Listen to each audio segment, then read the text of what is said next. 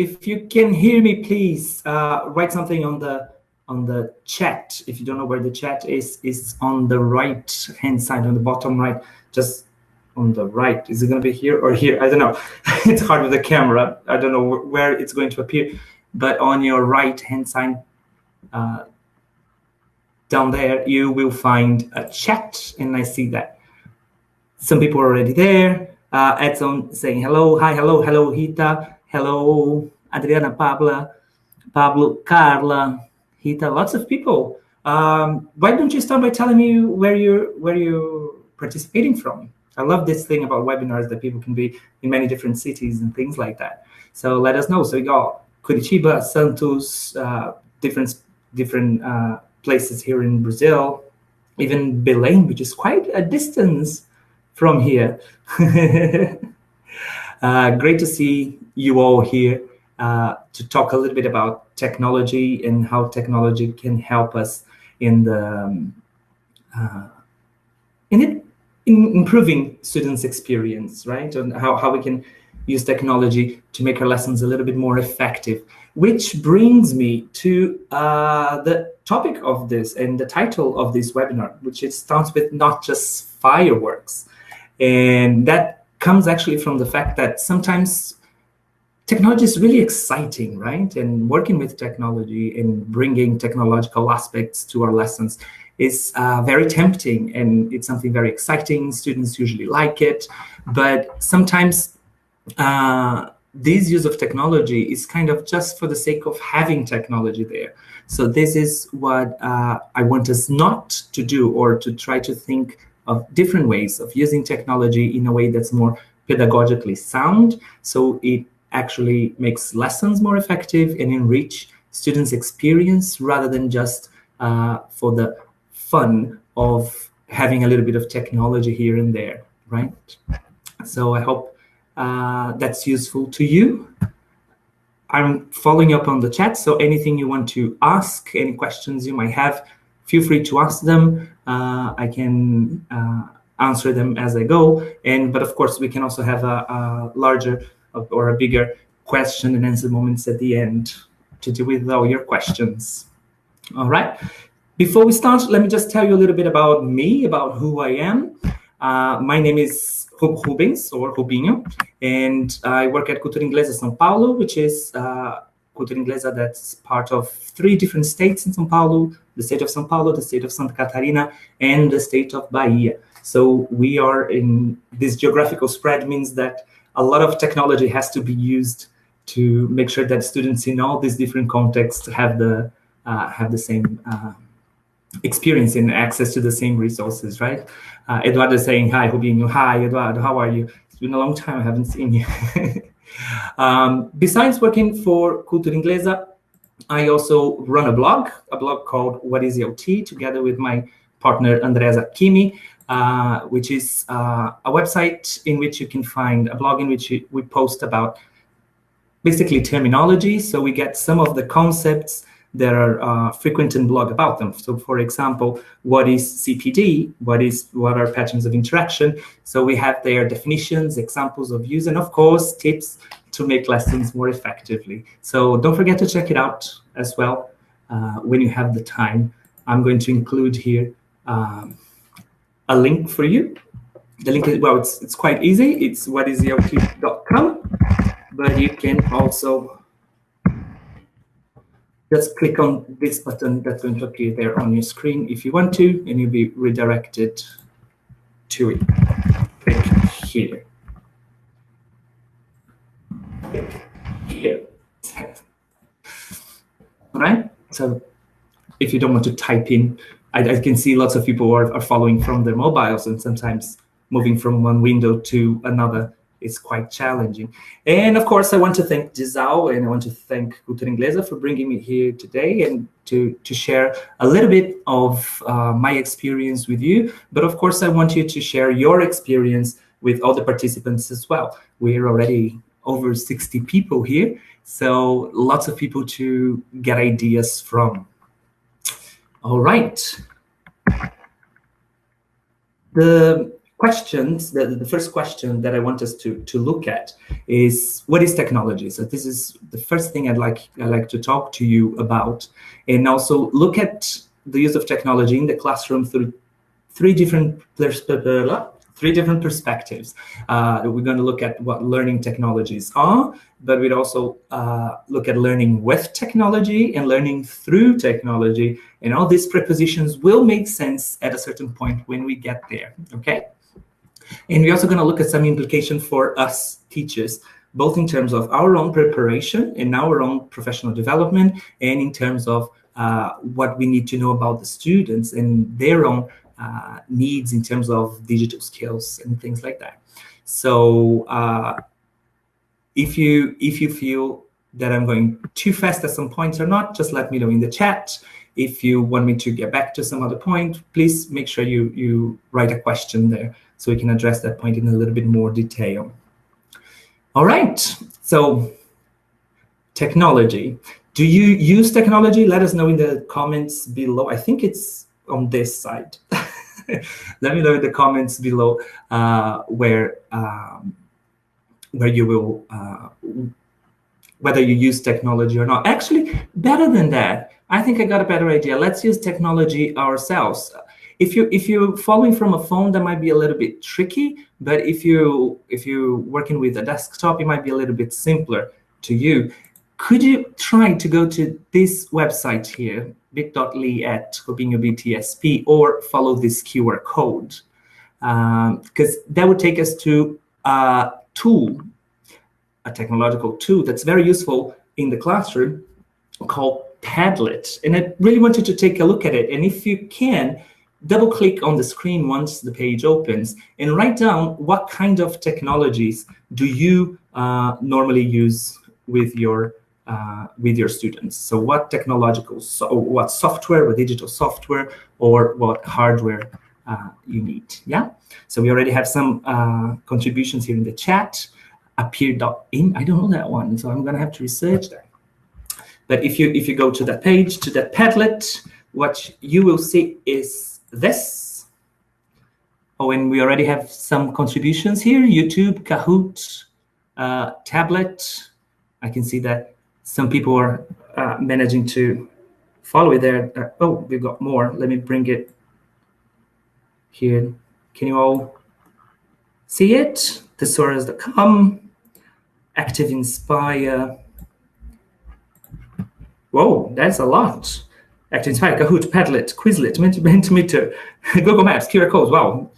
Whoever wrote this comment, you're certainly very, very tech savvy, and you know how to use lots of tech tools. Are you sure you shouldn't be here on this side rather than on that side?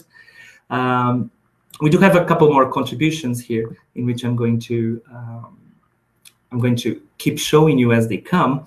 And as you can see, most of it revolves around software, right, or apps that we can use with students, such as Google Classroom, random team generator. So from the pool that we have there, we already have some software to help us organize the classroom. We also have software to help us bring content to students, like YouTube, Google, Padlet, like this one, which is a way for collaborate with your learners and group collaboration. And we're going to take a look at some of those tools later on. But it's great to hear that you already use technology to some extent. And curiously, I asked you what you use regarding technology. And that brings me back to the question, what is technology? Well, the blog is what is OT, and all the posts follow that format. So what is technology is appropriate. Well, curiously, most of your definitions, they are digital somehow, right? They are apps, they are websites, and things like that. And that's what springs to mind when we think of technology. But if you look at a dictionary, if you go to the old paper dictionary to try to find what technology is, okay, I cheated. I didn't go to the paper one. I went to webinar online. It is the application of scientific knowledge for practical purposes, especially in industry. like recycling technologies, or machinery and equipment developed for the application of scientific knowledge. So in fact, technology is quite a broad term. We tend to look at it and think about it as digital things, but it's not necessarily digital. Actually, when I remember when I was a kid and I was in school, we didn't have much. We didn't have many resources. It was a long time ago. And then a teacher of mine, he was walking. We were walking to school, and then he found a white rock on the floor, and then he grabbed this rock and he looked at it, and when that light bulb face appears, he looked like he had an idea. So he went to a darker wall we had there, and then he scratched that white stone on the wall, and whatever he drew was there in white.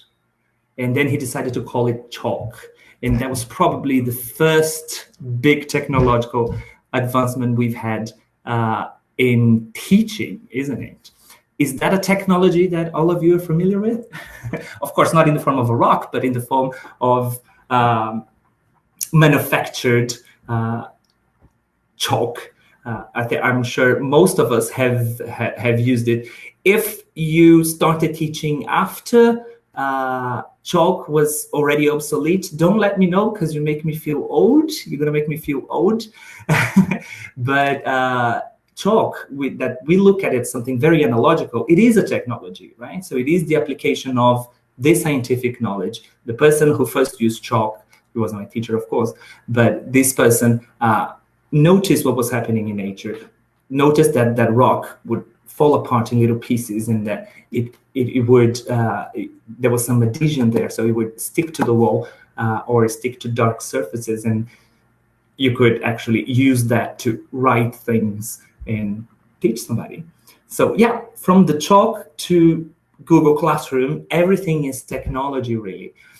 And I think our mind comes to digital things, especially because those are the most recent advances in technology, right? So we tend to associate technology with state-of-the-art technology, avant-garde technology, or whatever is new and fresh in the market. So some things that are currently being talked about a lot in the world of educational technology are things like using artificial intelligence, virtual reality, augmented reality. These are some of the buzzwords of the moment regarding technology, and they all, of course, relate to somehow to the internet and to computers, because that's where technology is going to.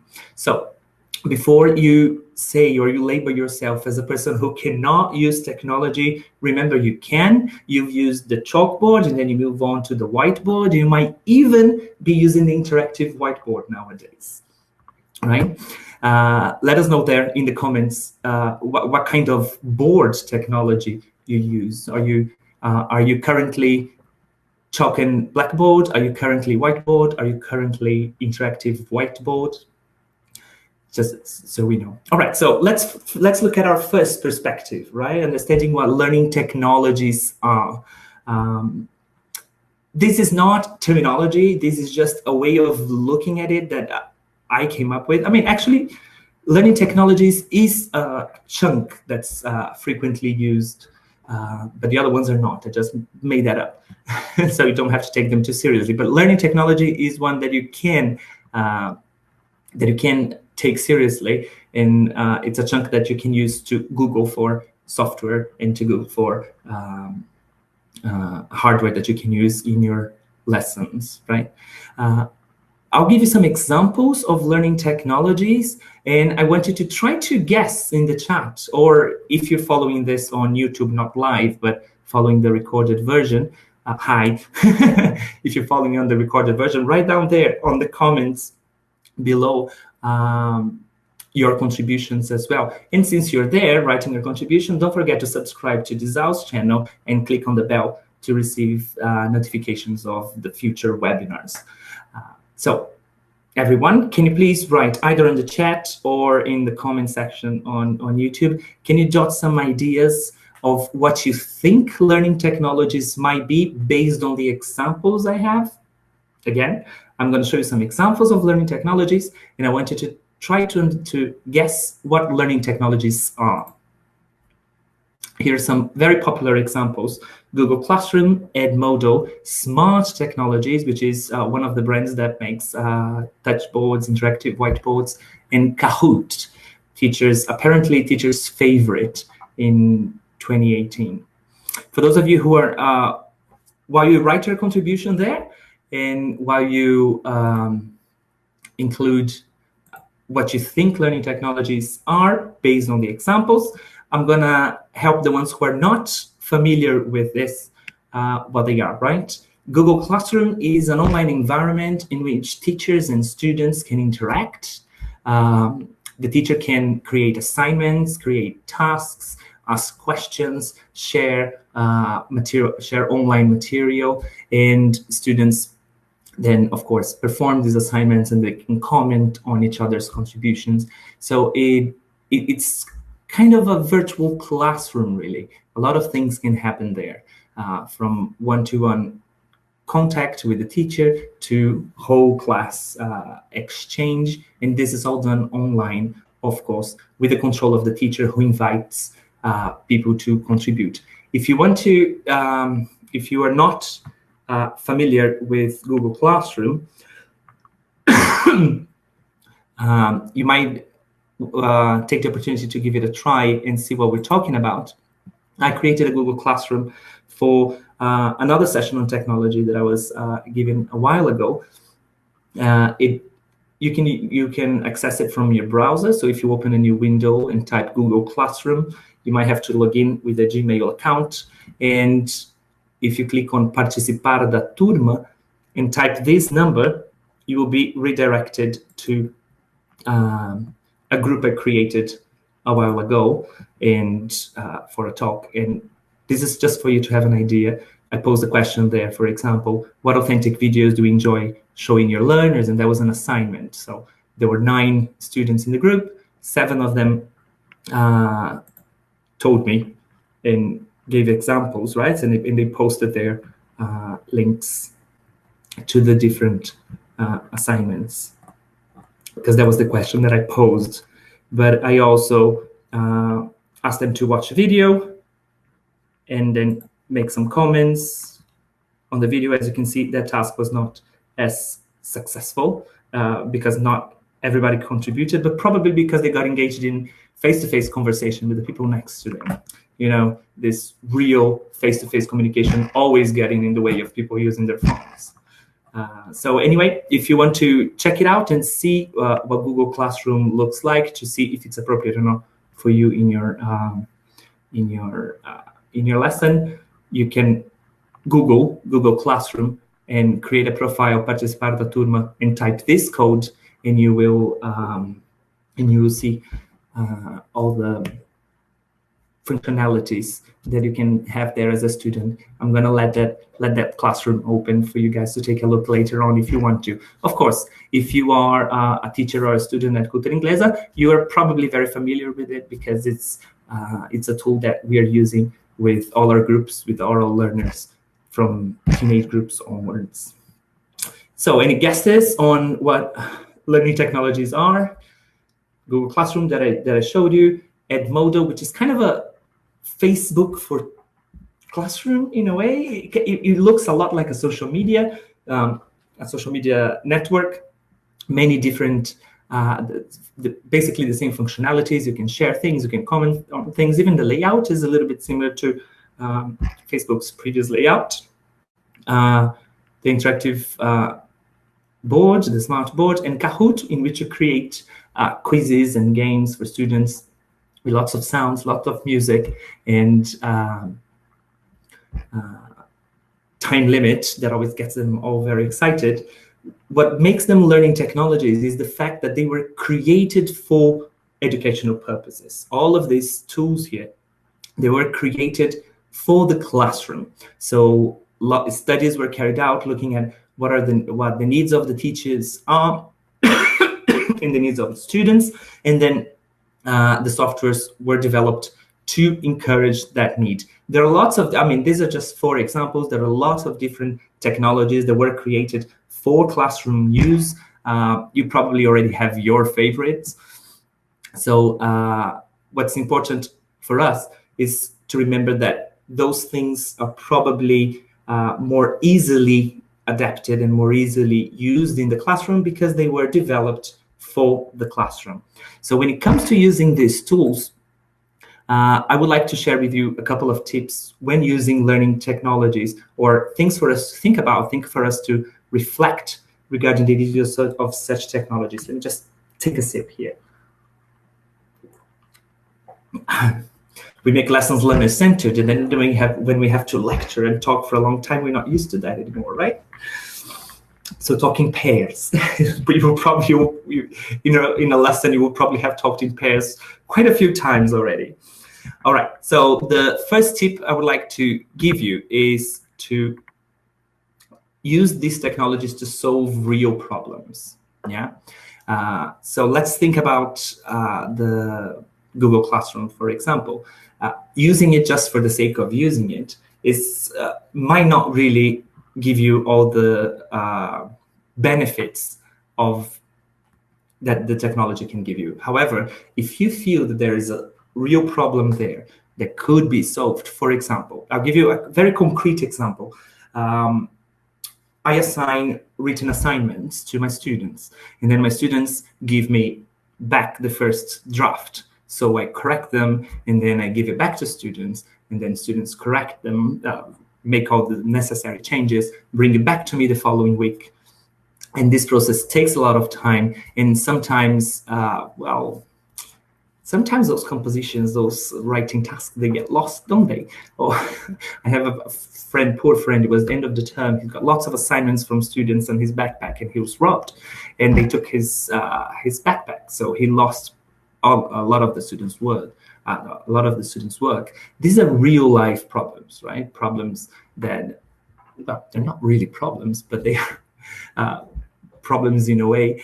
And this is where technology is useful, right? Because, for example, you can use digital tools like Google Classroom to have this assignment online, so the student can write at their own time. If they forget to bring it in the classroom, they are connected 24 hours a day. They can submit any time of the day that's convenient for them. You immediately receive a notification that your student has done it. You mark it, give feedback, give back to student, and all of this process is done without running the risk of losing the student's assignment or, and of course, saving lots of trees in the process. Yeah, so that's good use of technology. When we find a real life problem and we use the technology to tackle this problem somehow. The other tip or the other principle I would like us to look at is using technologies to allow 24/7 learning. Students, not just students, we are more connected all the time, right? We got our Facebook groups that we interact at 2 in the morning with other teachers, and people have different rhythm of life and different ways of organizing their time. And for a lot of students, learning the slot in which they are in the classroom is not necessarily the best time for them, or it's a time that they are there, but they can use, they would benefit from having more contact with the English language and from learning at different moments as well. And technology can help a lot with that. Again, so if you have Edmodo, for example, you can share videos with your students, and then when the student has some free time, when they're on the train, when they're on the bus, they can log on, they can find, and they are still learning, getting exposed to, getting contact with the English language, not synchronously. So it's not happening at the same time as this webinar is happening with me, Sergio, Selma, Rita, and Simara, who are here simultaneously or in a synchronous way talking to me. Learning can also happen with those teachers who are going to be watching this on YouTube in an asynchronous way, right? So those who cannot be here today at this time, they can still enjoy the benefits of learning through the use of technology, yeah? And this takes me to another issue, which is integrating formal learning. So the learning we have in the classroom, the exercises we do, the testing with informal learning. This is a very strong tendency, especially when it comes to corporate training, corporate learning. So when we're talking about companies that have to train employees, they're resorting every day more to informal training. And let me just clarify what informal training is. So it's not misunderstood by something that's not taken seriously. That's not what we mean by informal. What we mean by informal learning here is that learning that happens without your noticing. For example, another very concrete example, it's 10 p.m., you're washing the dishes after cooking dinner, and your sink is clogged, and you don't know what to do. And you don't have any special product that would unclog that. So you go to YouTube and you type how to unclog sinks, and then you find out that Coke is a good example, that Coca-Cola can help, or or other kitchen things that you have in your kitchen. So you watch the video, watch the tutorial on YouTube, and apply it and solve the problem you have there. You are learning in the process, but that's not formal learning. You didn't enroll in a course of house maintenance or plumbing. You were just informally learning as you go, right? In an informal way, especially through the use of social media, which is every day more widespread. And Rita's here sharing with us that she used it to find out how to clean her Nespresso machine. Yes, I know. I don't know how we survived before YouTube tutorials. It's crazy. We would actually have to find someone who knew how to do it, right? Sergio here is asking about using technology tools for more interaction, feedback, and statistics or analysis. Is it useful? Definitely. And can I go back to your question later on? I think this is something we can spend a little bit more time on later on in the webinar. Okay, Sergio? So let's move on to the second way of using technology that I'm talking about. Remember, first we were talking about using learning technology, so software and hardware that was developed with the intention of solving classroom problems. Now we're going to look at learning with technology, and here are some of the examples. Padlet, Cardboard, YouTube, Blipper. Let me just quickly go through them. Padlet is the software we used in the beginning when I asked you to what kind of technology you used in the classroom, and you followed the link to a website. Remember this one here, where you were from your home, from your mobile, probably, contributing. That's Padlet. If you don't know what it is, you can go to the blog What is OHLT. We have a post on what is Padlet and suggestions on how to use it in the classroom, and that's my okay. Cardboard is an app for virtual reality. When we talk about virtual reality, we think of sci-fi films and things like that, but something a little bit far-fetched. But in fact, it's virtual reality is becoming more frequent in real life. So let's say 360 degree cameras are becoming less expensive. They're still a bit expensive, but in technology for use of virtual reality is becoming more popular and widespread, right? So if you have your phone and if you have a case for your phone, you can actually combine the YouTube app and your phone and put your phone in one of these devices and actually use virtual reality using your own phone without an expensive headset. This is the headset we use with our students here at Cultura Inglesa, but there are very cheap options available in the market made of cardboard. That's why the app is called Cardboard. So virtual reality is becoming really more accessible nowadays than it was. YouTube, which I don't have to tell you what it is for sure, and Blipper is an app for you to create augmented reality.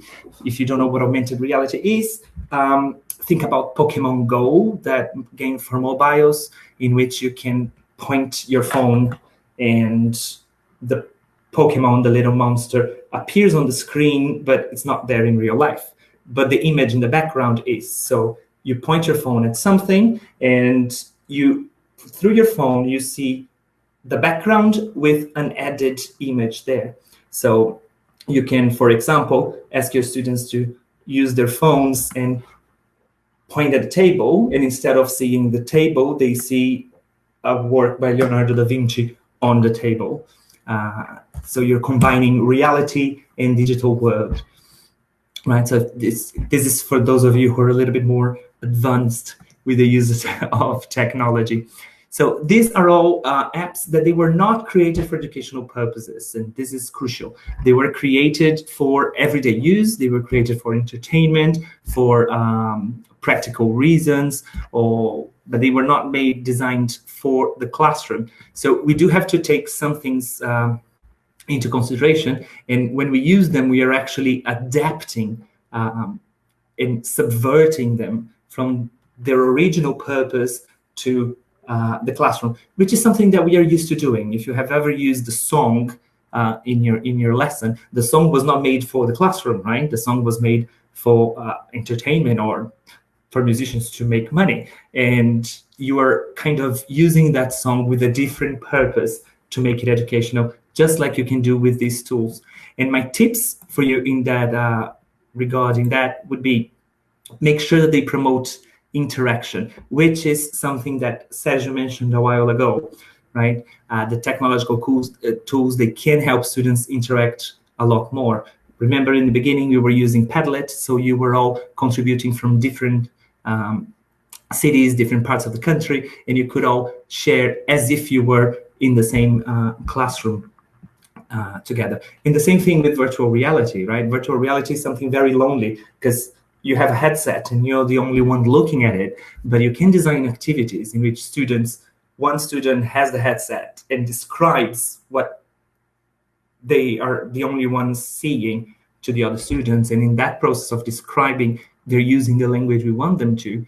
And the other students are also using the language in a receptive way, and they can take turns using the headset and describing different environments, different places that they visit through the virtual reality, right? So students sitting around just watching 360 films without interaction can be fun, of course, but it's not really helping us with our purpose of creating interaction, right? Hita here is saying that she was introduced to virtual reality by her 5-year-old grandson, who wanted to show her some dinosaurs. So you see, your grandson was learning something there through virtual reality. He was seeing the size of the dinosaur, and he was probably trying to describe it to you before showing you. And this interaction of, look at what I'm seeing, this is where the linguistic gain comes from. This is where students have the opportunity to practice the language that they are studying. Yeah. Magda is making an excellent point here, which is all these resources, they can be quite overwhelming for teachers who are not so familiar with technology. I agree with you completely, Magda. And I would say that it's not just for teachers. It makes our lives a little bit harder in the real world. There are so many gadgets and so many technological devices that we have to deal with in our own everyday life, but that's great because it keeps our brains sharp. We keep learning things. But I understand your point. If this is not really your thing, having clearer principles might help you in, or maybe choosing one of these tools and trying to apply this tool well might be more useful than trying to get a little bit of everything and use all of them. So besides promoting interaction, and that goes back to what Magna was saying, question the need. Are you using the technology just for the sake of technology? Is that just fireworks in your lesson when you just want to cause a sense of awe in your student? Or is there actually a need for the use of technology? Or is the process being enhanced somehow by the use of technology? From what we see from all of these different tools, virtual reality, yeah, you can have the same type of activity. I look at a picture and I describe this picture to you, or I can use virtual reality. The task is basically the same. What students will do is basically the same. What will be different there is probably the sense, the engagement that students will have in that task, right? But always remember, there should be a need for the use of technology. And when you find that need, make it essential. Make the use of technology essential for the completion of the task. For example, if I ask students to tell their partners about the best place they visited, the easiest way for them is to turn to the student sitting next to them and say, well, last place I visited was São José do Rio Preto. I went there to observe a lesson, blah, blah, blah. Sorry. This is the easiest way. There's no need to use technology. It's actually unnatural for the student, for me, to turn to someone who's sitting next to me and log on to Padlet and describe through Padlet the last place I've been to, rather than just turning around and talking to them. You see, in this example, technology is not essential, which is different from, for example, you saying, find a picture of your last trip or a picture of the most beautiful place you visited, post this picture online, and then post anonymously, and then everybody's going to ask each other questions in order to try to guess who posted that picture. Or everybody post a picture and write a paragraph describing it, or describing what happened when the picture was taken, and the other students comment. In this example, it will be impossible, because that's the easiest way to perform the task.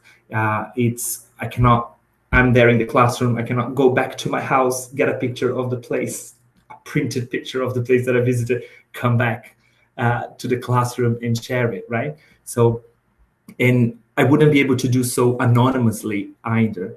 Of course, I have pictures of the last place I visited on my phone, on my mobile phone, and most students do have it, but they wouldn't be able to show this picture to other people and keeping their anonymous and making them anonymous pictures. Whereas using digital tools like this, you can, right? And also let learners do the action. If you're using a technological tool and you're increasing the time it takes you to prepare lessons, and you're getting the same outcome from students, this is probably not a good use of technology, right? Technology was created to simplify our lives, and it should be the way. Of course, the first times that you use technology, and again, going back to what Magda said, the first time you use it and you're trying to get acquainted, or the first time students use technology and they're getting acquainted with it, it is time consuming. It takes a while for you to know how to use this technology. So, but it's an investment, because if you learn to do that, that learning will continue. And we're going to talk a little bit more about digital competencies and competence in a minute. But before, let's look at the last approach to technology, which is learning through technology. And remember, this is not something that you're going to find like learning through technology, just the words that I got to organize myself and to help you notice these differences. First, we had software developed for the classroom. Then we had software that was not developed for the classroom, and we can subvert and use it in real life. And now in learning through technology, we have software or apps like Instagram, Spotify, Airbnb, which are apps that students already use in real life.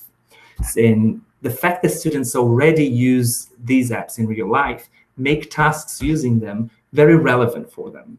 So, for example, asking a student to write a paragraph describing their last holidays might be boring. Let's be honest. I mean, okay, some students will like it. Students who like writing are going to like it. Students who had a very exciting holiday are going to like it. But it's not, I mean, when in life did somebody ask you to sit down, write a paragraph about your holiday? It's not really an action that we do in real life, Whereas posting a picture on Instagram and writing a short paragraph explaining the picture, this is something we do in real life. So learning through technology can come from tasks that we do in real life in which we use English, and we can use English, but without losing this connection to the real life. So for example, creating playlists on Spotify, or creating an ad for an extra room that you have in your house on Airbnb, or even better, logging on to Airbnb, finding an apartment you like, getting in touch with the owner to negotiate the price. These are things that your students might do in real life in English. So if you manage to get tasks that at least emulate these real life situations using technology, situations in which technology is present in their lives, chances are they're going to be more engaged and the tasks will be more relevant. So my next to last, my tips 8 and 9 regarding this is focus on the learning, not on the technology. Yeah. The technology is a means there, is how things are done, is how information is exchanged. It's not the aim. The aim is learning. The aim is learning a language and being able to communicate in that language. Yeah. So don't ever forget that. The aim of creating the Airbnb is not to learn how to use Airbnb, is to be able to describe a house and communicate and sound convincing and sound that you and be able to describe your apartment in a way that will make people want to pay to stay there and give you some extra cash. And number 9, develop digital competence. I mentioned before that this is something we needed to talk about. And I will get into more detail in terms of this. It's almost irresponsible for us to neglect using technology with our students. Especially, of course, we teach in many different contexts, right? If you're teaching in a language institute where students come for preparation for an exam, maybe that's not the case. But if you're teaching in elementary school or secondary school, digital competence is one of the skills that students need to develop in order to find jobs in the future, in order to interact in the real world. So it is one of the responsibilities of the school to help students develop this. And of course, they do a great job on their own. They learn things. We had Rita's example with her 5-year-old, teaching her how to use virtual reality. They do an amazing job learning these things on their own. But we also can give students a little push. Let's look at what Walker and White say in 2013. Look, what digital competence is. And this is 2013, so lots of the technologies that were used back then are already old-fashioned, but the principles are the same and the competences we have are the same, right? They are the procedural competence, the social digital competence. Those are big words. I'm going to go through them one by one, telling what they are. Digital discourse competence, and strategic competence. So let's try to understand what it is. And this is not just the competences we should develop in our students, but also the competences we as teachers, in order to be able to use technology effectively, should develop. Yeah. So procedural competence is the knowledge and skills that you need to use a specific piece of hardware or software. So for example, if you're going to use Facebook, you need to know that by clicking on that image, you're going to like something. Yeah, so you need to know where to click. You need to know how to use the software itself. And this, depending on the user experience, depending on the kind of software you're using, this is going to be more intuitive, or this might need some preparation as well. Some softwares are not, their design is not so easy to follow, so you have to, take the time to learn how to use the app, how to use the software. We also can help our students develop social digital competence, which is the ability to choose and use the appropriate tool and language in a given context. So, for example, let's say your student is really angry about the political situation in their country and they want to write a huge text complaining. Probably Instagram is not the ideal social media for that. Facebook, Twitter might be more appropriate. Yeah, and of course, if you're going to write a big test, a big rant, if it's a big rant we're talking about, probably Facebook will be the best. So knowing which tool we can use in a given context is very important. And sorry for the language here. Do you also do that? Every time I type language, this is what comes up, language. All right, the next competence is digital discourse competence, which is the ability to use the digital tools in order to carry out extended tasks. What I mean by extended tasks. If I want to create and upload a YouTube video, it's different from uploading an Instagram stories, right? An Instagram story is something quick. I get on Instagram, I type. In 2 clicks, I just point the phone at me and I record the video, and that's it. For you to create a YouTube video, you will probably, depending on how you want to go about doing it, it's going to take more time and it will require more digital skills. So, for example, you might need to be able to find the information and research by using Google, by using Wikipedia, online encyclopedias or something. So you need the ability to find information online. You need the ability to prepare what you're going to include in the video. You need the ability to film. You need the ability to edit the video. You need the ability to upload the video, and the social ability to answer the comments and answer the questions that people ask in the comments and all of that.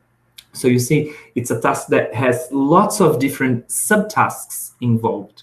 Depending on how you're using technology, for something simpler, if the task students are going to do is to create an Instagram post or create a Facebook post, it's very, the skills that they need are simpler and one-off, and shorter in that way.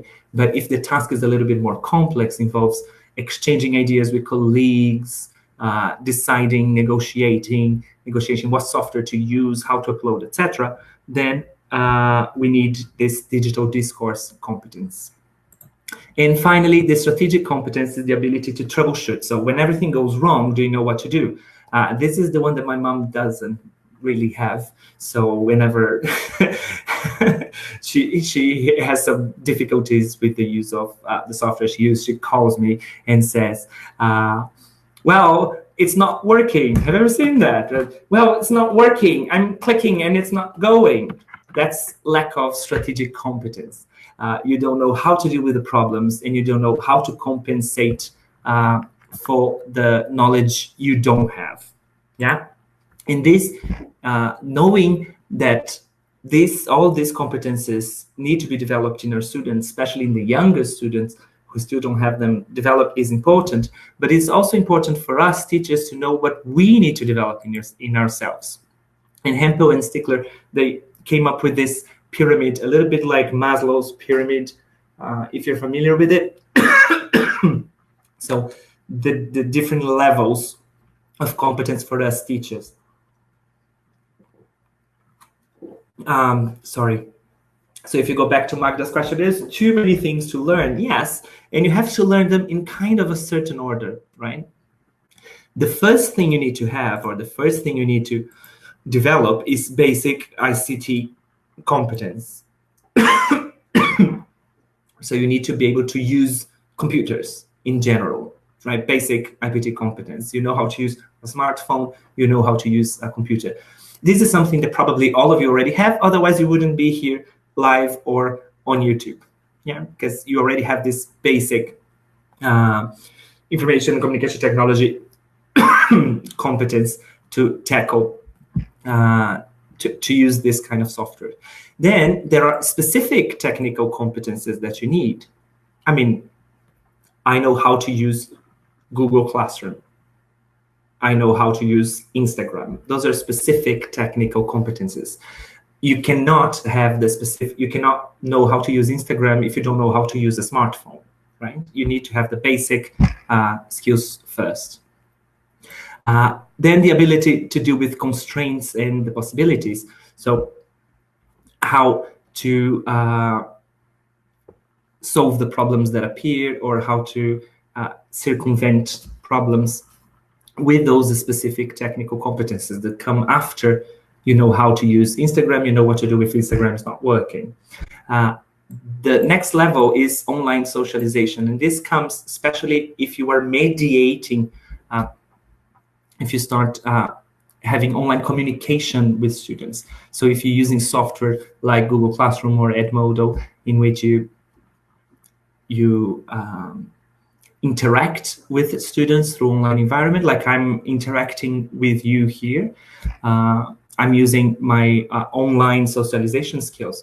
I know that if I was doing this webinar, or if I was carrying out this webinar and looking at my screen here and trying to find things without making eye contact with the camera, I know you probably, it will be more boring for you somehow than if I'm looking directly at the camera and talking to you, use a simpler language, using some gestures, but not too many, because otherwise it can be confusing.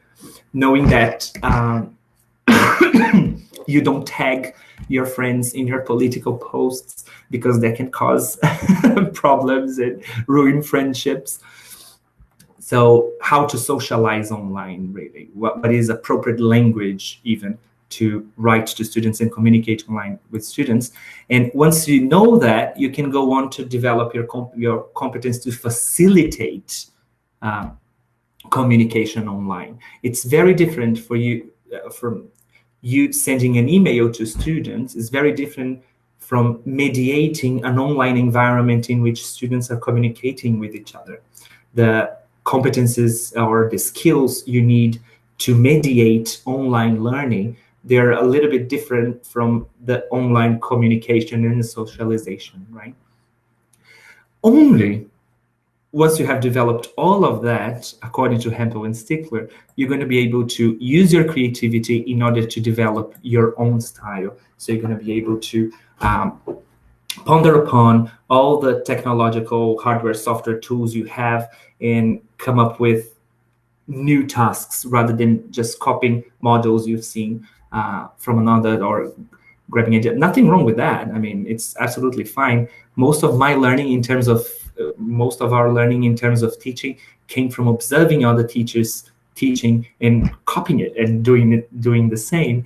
And by doing that so much, I managed to develop all the skills I needed in order to develop my own style of teaching, right? And this is what they mentioned when we come to these two areas here, developing your own style and creativity and choice.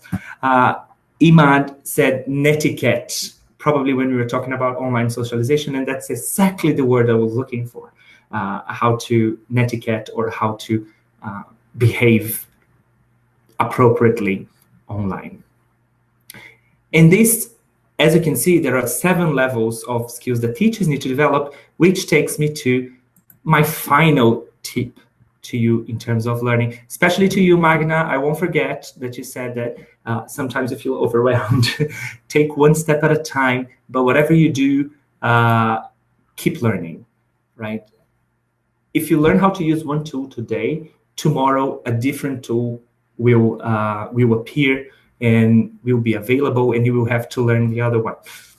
Yeah, so keep learning how to use the different tools, but regardless of whether the tool is new or whether you're using chalk and or old technology like the blackboard and the chalk, remember those principles, right? Use technology to solve real problems, to allow 24/7 learning, to integrate formal and informal learning, but also to promote interaction, but always questioning the need if you really need to use technology, and if you do, make it essential for the task and let learners do the action.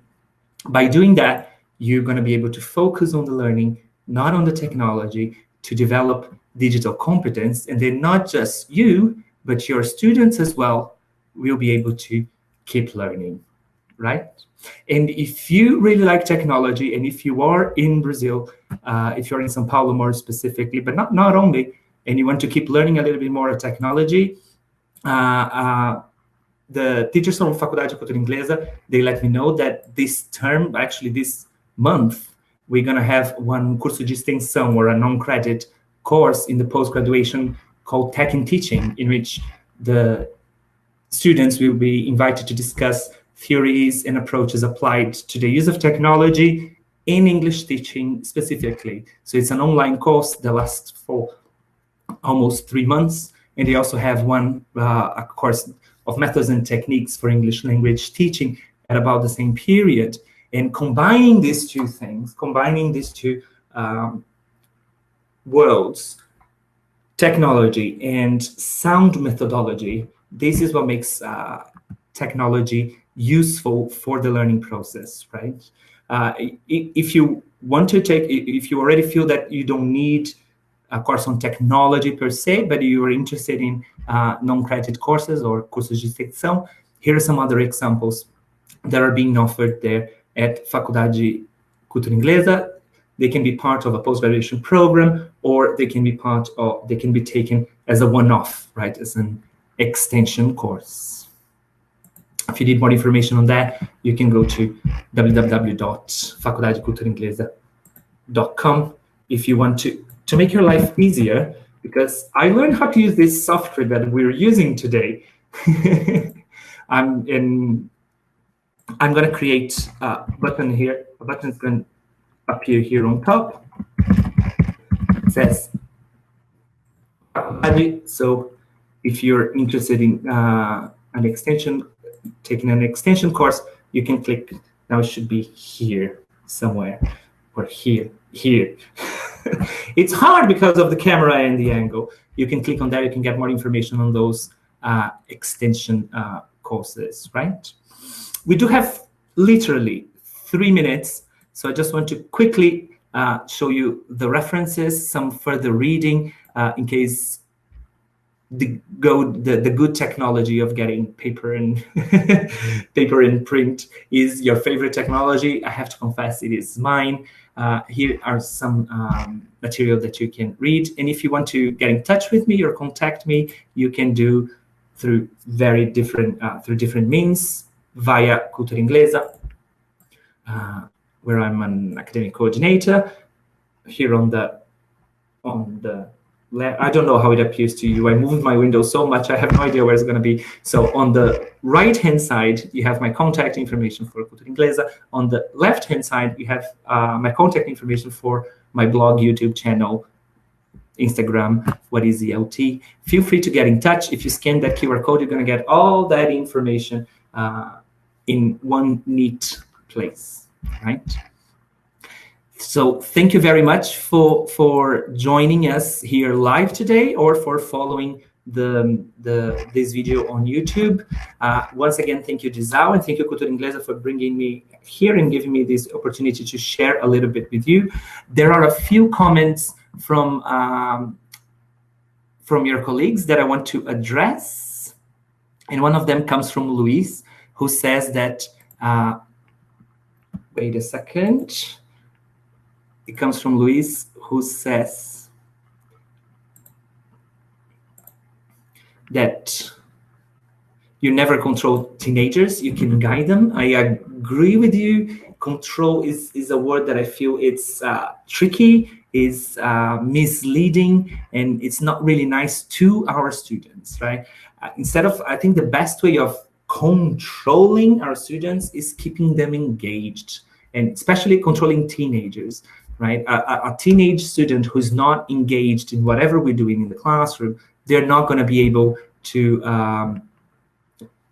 concentrate on that. And that's where technology is helpful, because it's something that students use so much in their real lives, is something that they will naturally be more inclined towards focusing on. And Fernanda is asking me for the recommended literature. Here it is, Fernanda. And then there are some thank yous here. Rita is joining Magda, saying that she's not alone, that schools are demanding that teachers use more technology in the classroom, and that does. Let me show you. You're not alone nowadays. Schools are demanding that teachers use more technology in the classroom. Everybody's trying to get as much as possible into it. Yes, for a number of different reasons. Technology is a great hook for marketing, and that's the approach some schools use. And what's important for us and what's responsible for us, if we are to be responsible teachers, is to make sure that this technology is used together with sound principles.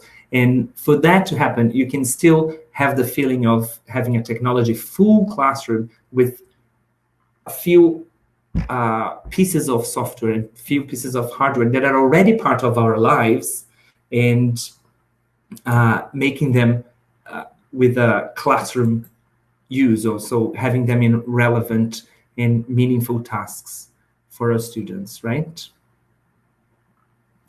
I think I'm trying here to see if there's any question that went unanswered, but I don't think it went. There were some thanks.